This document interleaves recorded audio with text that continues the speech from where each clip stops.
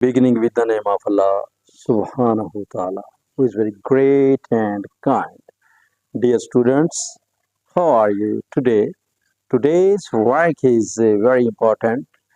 We are solving question number 5, part number 3, exercise 4.2 mathematics of 10th class. Let's look at the board work. ये सवाल number 5 है।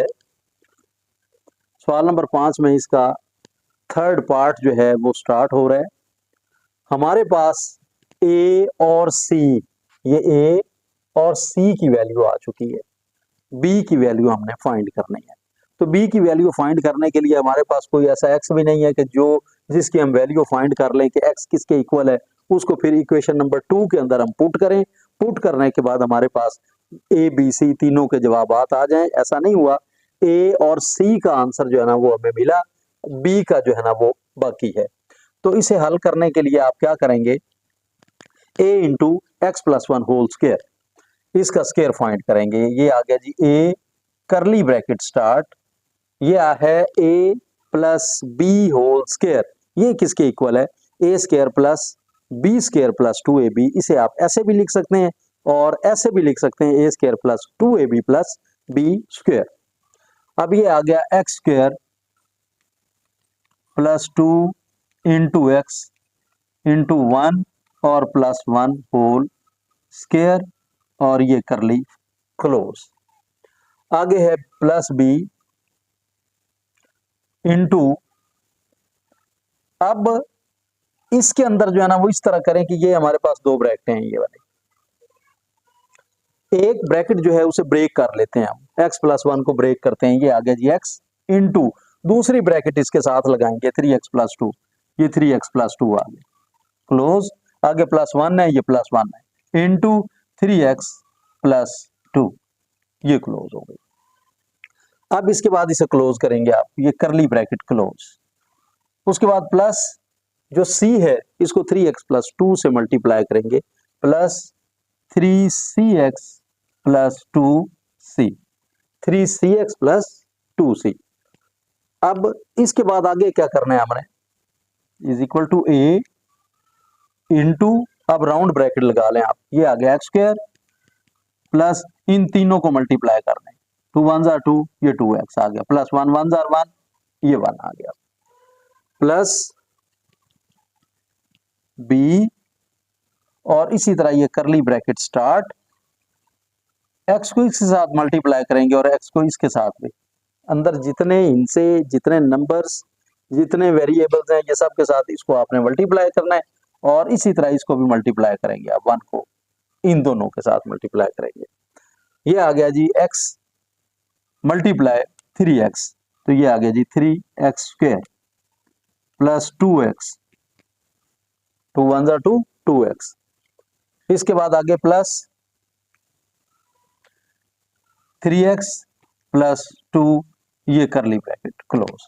अब इसमें याद रखें कि जिस ब्रैकेट को 1 से मल्टीप्लाई किया जाएगा तो नो चेंज, वही रकम दोबारा आ जाएगी। आ गया जी प्लस 3cx प्लस 2c। अब ये आ गया जी बराबर है a, आप a को इससे मल्टीप्लाई कर दें, ax स्क्वायर प्लस 2ax और प्लस ये a आ गया। इसके बाद आगे प्लस b इंटू, अब यहां पर हम चेक कर लेते हैं कि अगर कोई एक जैसी रकम है तो उसको प्लस माइनस कर लें, जैसे ये भी x है, वो भी x है, 2x है और 3x है, जो प्लस माइनस होता है कर लें। जैसे ये एक्स स्क्वायर है, इसका ताल्लुक और किसी के साथ भी नहीं है, और कोई एक्स स्क्वायर है नहीं, ये अकेला एक्स है और कोई अकेला एक्स नहीं है, ठीक है। तो ये मतलब इसे a से मल्टीप्लाई कर दिया। अब ये x है, ये भी x है, प्लस माइनस कर लेते हैं पहले। ये आ गया जी 3x square plus plus plus 2 plus 3 5x और प्लस 2 आ गया क्लोज। आगे प्लस, ये प्लस माइनस होगा नहीं, 3cx प्लस 2c। अब ये आ गया ax square plus 2ax plus a plus, यहां पर आ गया जी 3bx², 3bx², b के साथ मल्टीप्लाई करेंगे, प्लस 5bx प्लस 2b। अब इसे b से मल्टीप्लाई किया, 3bx², ये 3bx² आ गया, 5bx आ गया, और 2b प्लस 2b आ गया, प्लस 3cx प्लस 2c आ गया। अब ये सारा 7x plus 4 is equal to 7x plus 4 के इक्वल, यानी ये हमारा टॉपिक जो है ना, जैसे ये टॉपिक लिखा हुआ है जहां से ये स्टार्ट हो रहा है, तो ये 7x प्लस 4 सारी जगह पे ही आ रहा है। आप चाहें तो यहां पर भी लिख लें लास्ट आखिरी स्टेप में कि 7x प्लस 4 जो है वो इसके इक्वल आ गया। अब इसके बाद हम क्या करेंगे, हमारे पास ए और सी का आंसर आ गया, बी का आंसर नहीं आया। बी के आंसर के लिए इतना जामे स्टेप कर रहे हैं, करने के बाद अब हम इसकी कंपेयरिंग कर लेते हैं। यहां पर लिखेंगे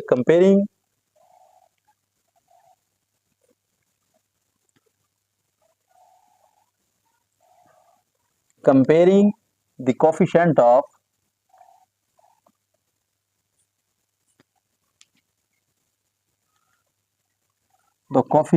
of x², ये आ जाएगा comparing the coefficient of x²। अब आपने क्या करना है, जो x² वाली रकमें हैं उनको लिखना है आपने, ax² चेक कर लेते हैं जी, ये आ गया जी bx², और यहां पर कोई x² की रकम नहीं है। इक्वल से पहले देखें, इक्वल से पहले जो x² वाली रकम है वो लिखेंगे, तो यहां तो है ही नहीं, आप लिखेंगे 0x² is equal to ax², इसके बाद प्लस 3bx²। अब आपने क्या करना है, ox² इज इक्वल टू, यहां से कोई कॉमन आता है तो कॉमन ले, x² कॉमन आ गया, यहां पर बचा हमारे पास a प्लस 3b, ये बच गया जी a प्लस 3b। अब ये x² जो है इसे डिवाइड करेंगे बोथ साइड, यहां पर भी डिवाइड कर देते हैं हम, 0x² डिवाइडेड बाय x², और is equal to x² divided by x² into a plus ये 3b आ गया। ये कैंसल आउट हुआ, कैंसल आउट होने के बाद हमारे पास क्या आया, यहां पर आप लिखेंगे 0 is equal to a plus 3b। अब a प्लस 3b 0 के इक्वल आ गया।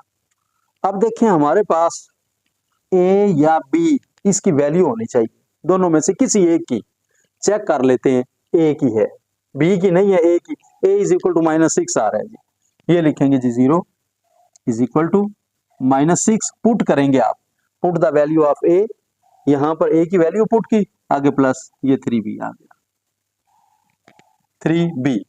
अब -6 इसे शिफ्ट करेंगे, ये +6 हो गया, इज इक्वल टू 3b। अब b के साथ कोफिशिएंट जो है वो 3 है, इसको डिवाइड करेंगे बोथ साइड्स, ये आ गया 6 divided by 3 is equal to 3b divided by 3, ये कैंसल आउट, 3 2s आर, तो अब आपके पास जो b है, the value of b is equal to 2, b की वैल्यू जो है वो 2 आ गई। इतना बड़ा, इतना जामे स्टेप करने के बाद अब वैल्यू जो b की है वो 2 आई। अब इसके बाद पार्शियल फ्रैक्शंस क्या हासिल हुई हमें, आप a की जगह पे लिखेंगे -6, यहां पर आप अपना आंसर लिखेंगे, यह आ रहा है जी a की जगह पे -6, आप अपना क्वेश्चन भी लिख लें, 7x plus 4 divided by 3x plus 2 into x plus 1 whole square is equal to a is equal to -6, तो यहां पर -6 लिखेंगे, -6 डिवाइडेड बाय क्या है, 3x प्लस 2, 3x प्लस ये 2 आ गया।